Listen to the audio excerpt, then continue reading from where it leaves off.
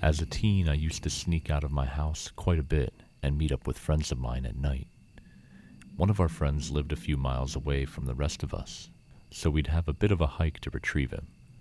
The shortest way to get to his house was to cut through a local farm's property in order to get to his neighborhood.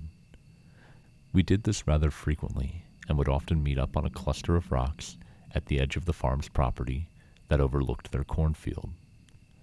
One night, after our typical mischief had concluded, I went with everyone to walk them home. Finally, it was just me and the friend that lived far off.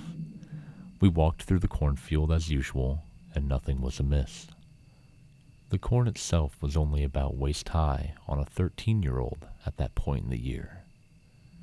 Anyhow, we reached the far side and sat down on the cluster of rocks to talk for a bit.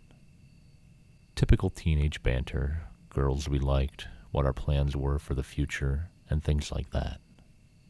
While I'm talking to him, I notice his face slowly go pale, and I give him a questioning look.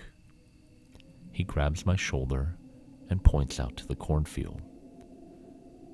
Scattered in different spots all over the cornfield that we had just walked through, not 5 minutes before, are 5 indistinct, shadowy figures.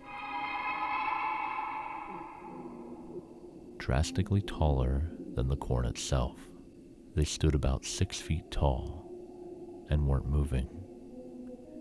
It would be easy to brush them off as just being tricks of light or scarecrows or something else logical, except that we had literally just walked through the field and there had been nothing there.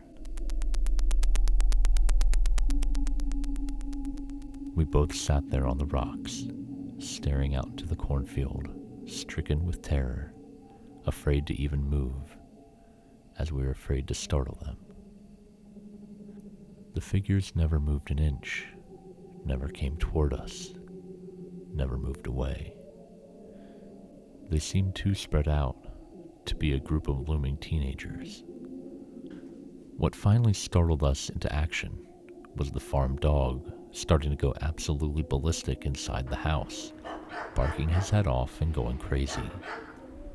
We weren't anywhere near the dog's line of sight, so something else must have triggered him to go crazy like that. We ran like hell. When we stopped for breath, we looked up. The entire sky was clouded, except for one little gap in the clouds that only the moon was shining through. It was the most surreal and terrifying experience of my life, and I can't explain it to this day.